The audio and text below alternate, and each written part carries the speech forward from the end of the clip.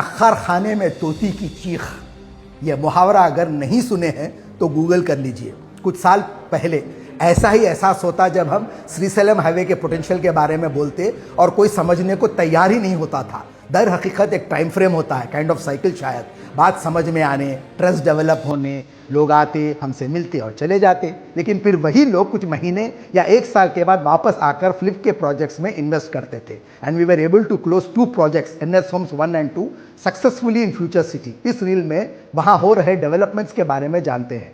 The future city development authority, जिसे establish किया गया है for the construction of 4th city on the Sri-Salem highway, to commence operations from this June. Established by the state government in March, FCDA will serve as the sole authority to approve building layouts and infrastructure development within the future city limits. Cabinet ने FCDA को establish करने का approval मार्च 7 को दिया था और मई 12 को government order GO भी पास हो गया। All permissions related to layout approvals, land allotments to industries, IT and healthcare projects will be handled by FCDA. The authority is expected to give priority to high-rise buildings and other special incentives to multinational companies interested in establishing infrastructure in future city.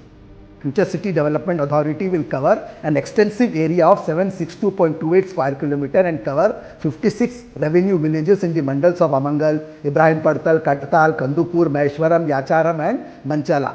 Its proximity to the Shamshabad airport and strategic corridors like the Sri-Salem and Nagarjuna Sagar highways makes it a focal point for future development. अगर आपने पहले invest नहीं किया है तो अब कर लीजिए। हमारे पास कुछ रीसेल में आए हैं, अगर आपकी तकदीर में है तो मिल जाएंगे।